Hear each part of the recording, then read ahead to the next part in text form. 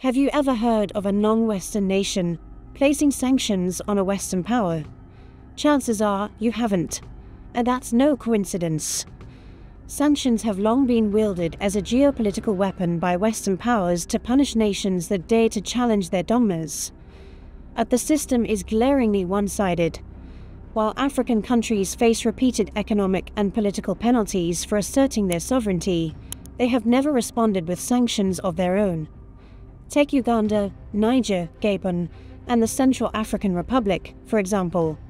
All were recently removed from the US-led African Growth and Opportunity Act, not because they violated international law, but because they made political choices that didn't align with Western interests. Uganda passed a law rooted in its cultural values, and the US responded by slapping travel bans on its officials. In Niger, after the military took control, the EU swiftly imposed sanctions on its leadership.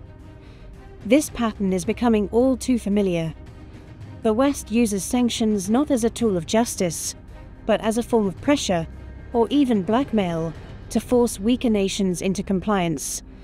And the so-called international community stays silent, partly because it's largely dominated by the same Western powers orchestrating these punishments. Even when Western countries have committed grave human rights abuses in Africa and beyond, not a single African nation has responded in kind with sanctions. Why?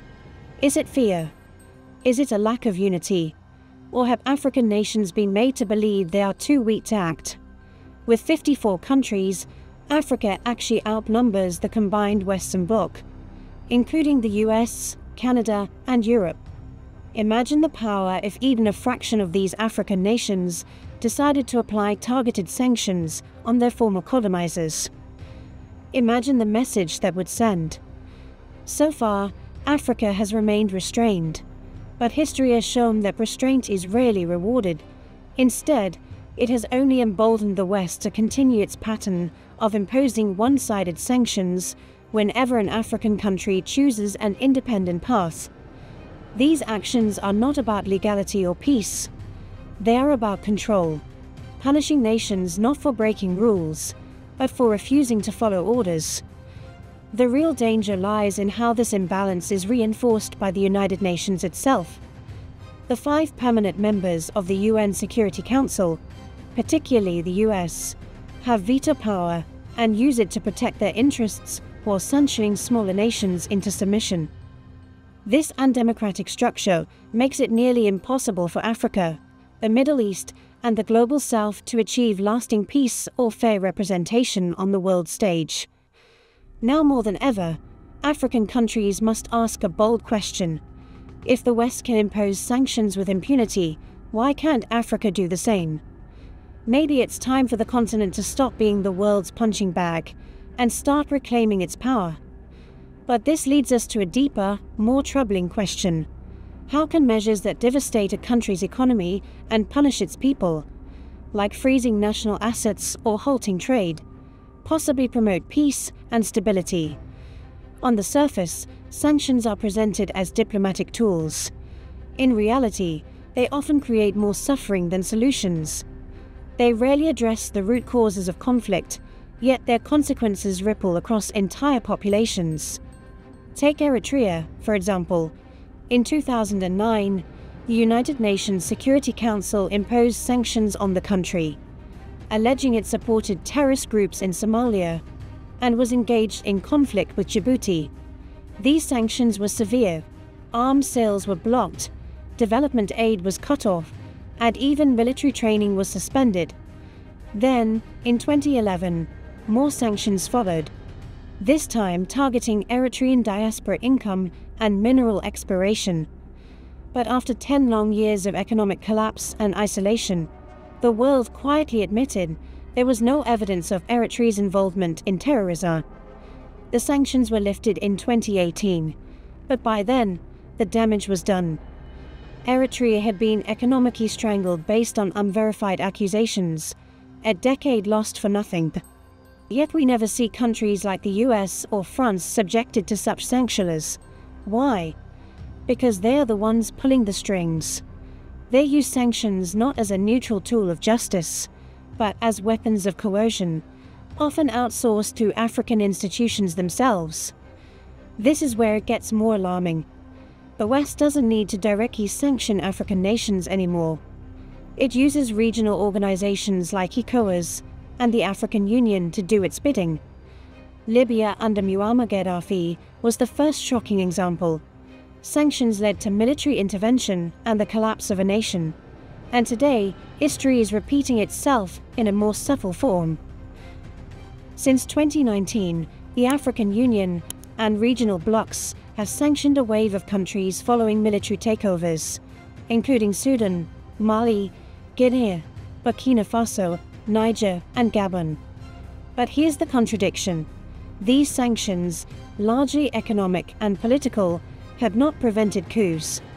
If anything, they backfired, further isolating already unstable governments and weakening regional unity. ECOWAS in particular has become the West's favorite enforcer.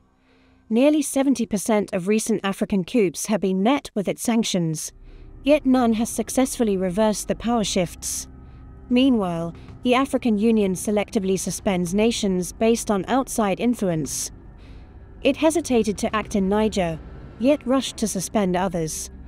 Even in Chad, it framed its decision as a security matter, rather than an illegal power grab, showing just how inconsistent and politically influenced these actions can be. Some African nations are beginning to resist. Mali and others have openly opposed ECOWAS sanctions, choosing instead to strengthen ties with post-coup governments. This quiet rebellion is growing, and it shows that African unity is no longer guaranteed under Western pressure. This raises a critical issue. Have African institutions become tools of foreign intervention rather than defenders of African sovereignty? If ECOWAS and the AU truly served Africa's interests, there would be little room for the European Union or the United States to interfere in internal affairs.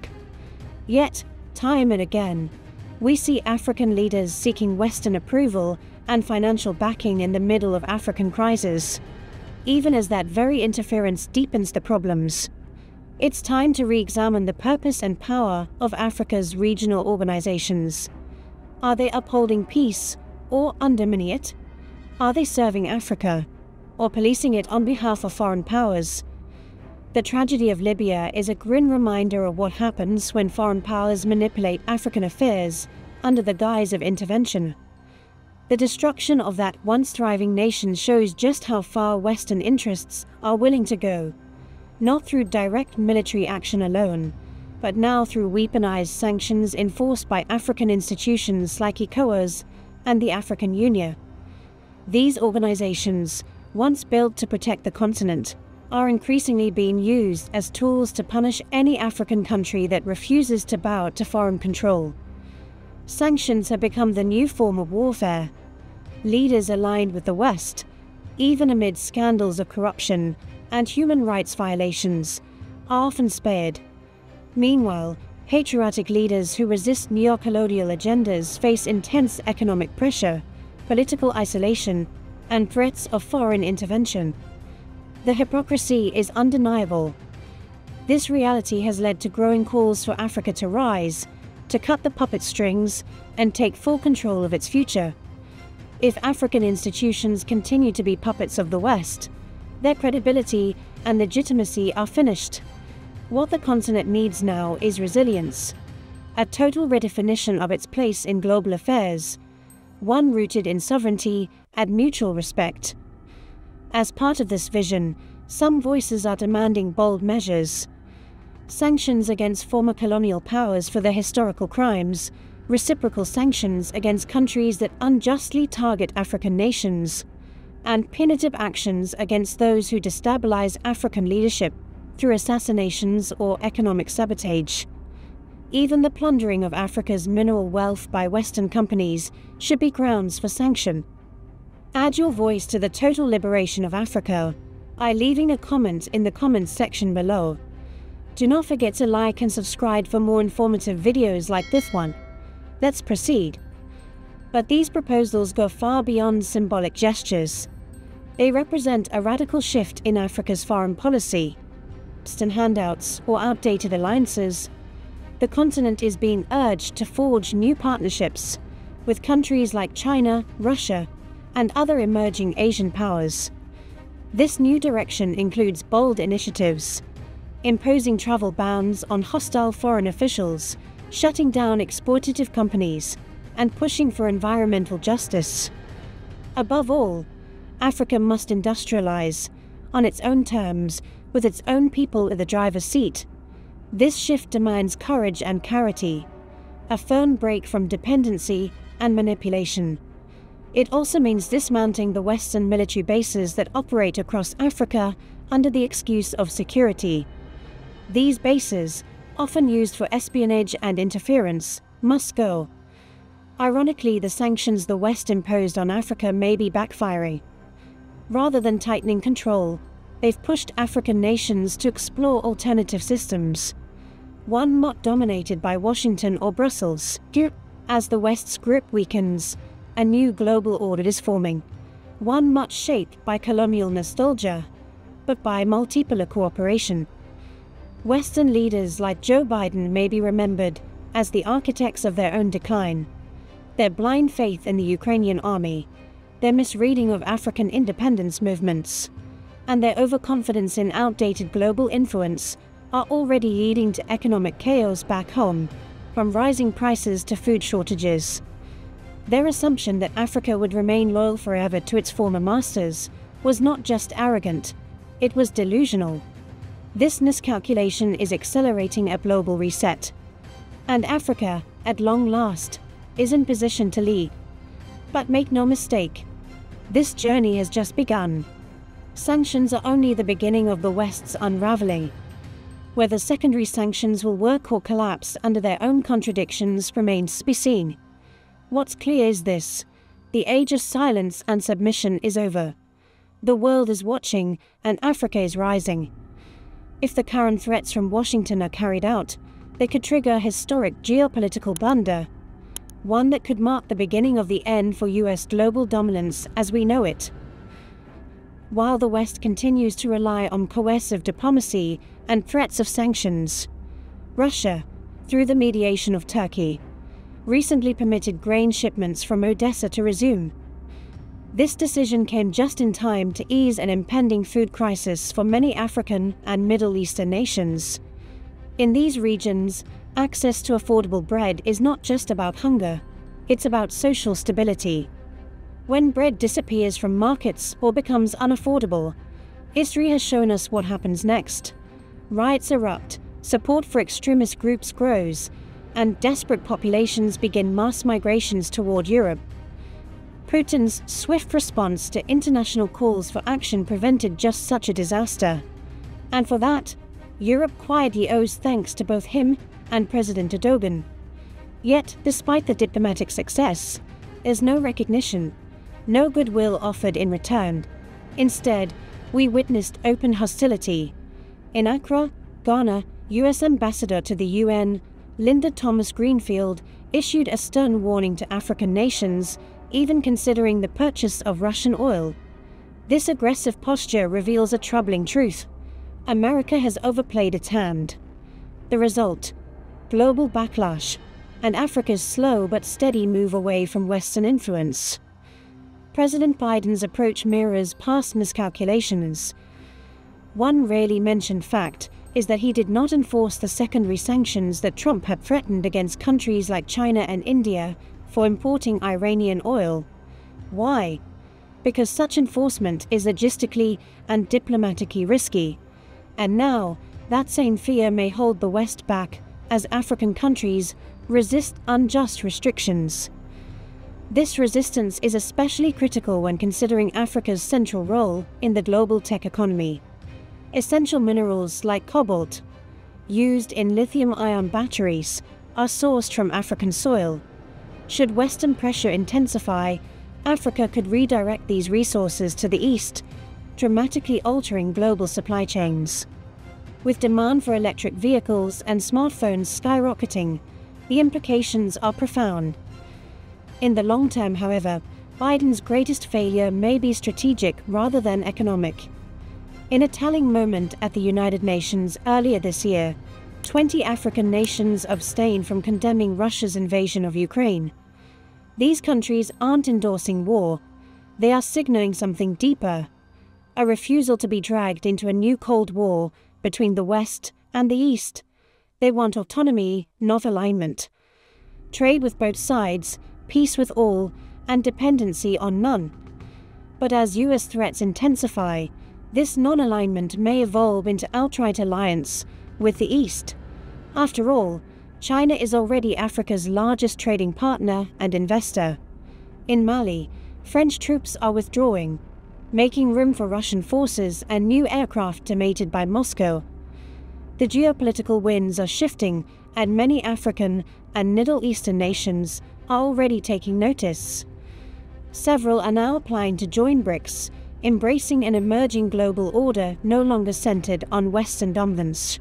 In a move emblematic of Washington's tone-deaf approach, the US has announced plans to expel several African countries, including Uganda, Gabon, Niger, and the Central African Republic, from the US-Africa trade program known as APWA, African Growth and Opportunity Act. The official justification: alleged human rights violations and failure to show progress in democratic governance. But many in Africa see it differently. They see a Western power punishing nations not for violating principles, but for asserting their independence.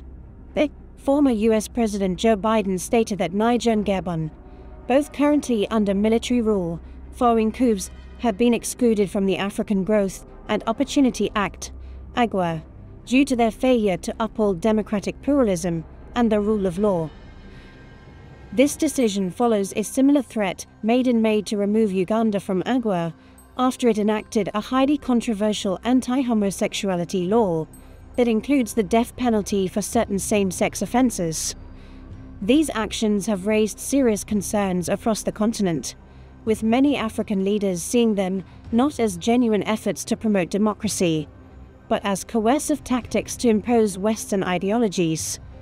The fallout from the US decision could provoke African nations to reconsider their diplomatic posture, potentially escalating tensions and leading to calls for reciprocal sanctions against the West.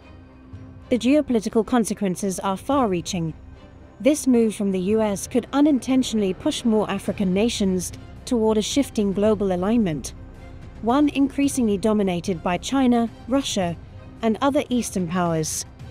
The withdrawal of French forces from Mali, replaced by Russian military support and equipment, signals a notable realignment already underway. Africa is becoming a central player in a new Cold War, where many countries prefer a non-aligned status, maintaining open trade relationships without being forced to take sides. However, this pressure campaign from the US may inadvertently hasten Africa's pivot toward the East. China is already Africa's largest investor, and as nations such as Uganda, Niger, Gabon, and the Central African Republic face exclusion from AGWA, the incentive to deepen partnerships with Russia and China grows stronger. This transformation is not merely political, it's deeply economic and strategic. In this context, some African analysts and policymakers argue that it's time for Africa to respond with equal force. The idea of imposing reciprocal sanctions on the West has gained traction as a way to assert sovereignty and challenge the decades-long pattern of one-sided influence and punishment. Historically, Western nations, especially former colonial powers, have wielded sanctions as tools of dominance, undermining political stability and economic growth across the continent. By turning the tables and initiating sanctions of their own, African countries can send a powerful message of independence and resistance to neo-colonial control. Such a unified stance could discourage unjust foreign policies and promote fair negotiations. Proponents argue that Africa must strengthen its collective voice, using institutions like the African Union to coordinate responses, rally international support, and expose the inequalities of the current global order. Imagine a scenario where 54 African nations jointly impose sanctions on 50 Western countries, including the United States, Canada, and European states in response to Western sanctions. This would represent a historic shift in global power dynamics. But such a move must be carefully planned. African nations would need to evaluate the potential economic consequences, both for themselves and for the West, and build strategic alliances with like-minded countries outside the continent. With backing from Russia and China, this strategy becomes more viable. Africa could leverage its control over critical natural resources, such as cobalt, essential for Western battery manufacturing, and diamonds, key to luxury markets, to apply targeted trade restrictions. These actions would strike at the heart of Western economic interests. Other tools at Africa's disposal include financial pressure, such as withdrawing funds from Western banks, and visa bans on Western officials and corporate leaders. These non-military tactics can disrupt diplomatic relations and shake economic systems, all without a single shot being fired.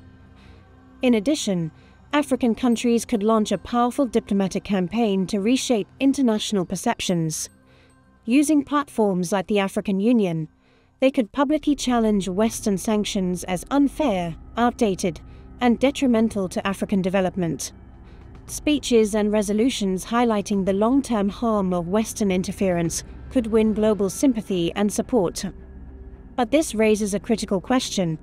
Are African nations truly ready to stand united against the West? Could the continent, for the first time in modern history, use its collective weight to demand respect, fair treatment, and true partnership?